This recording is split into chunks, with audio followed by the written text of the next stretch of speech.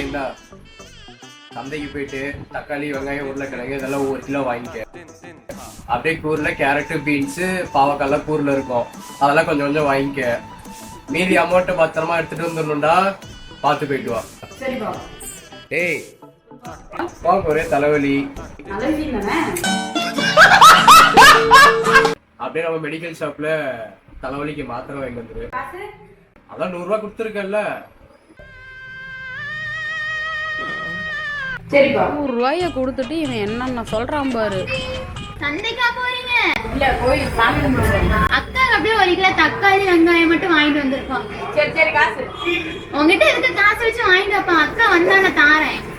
தம்பி அக்கா நமக்கு எவ்வளவு உதவி பண்ணிருக்காங்க, ஒரு தக்காளி இருந்தாலும்ப்பா வாங்கிட்டு வந்துருப்பா.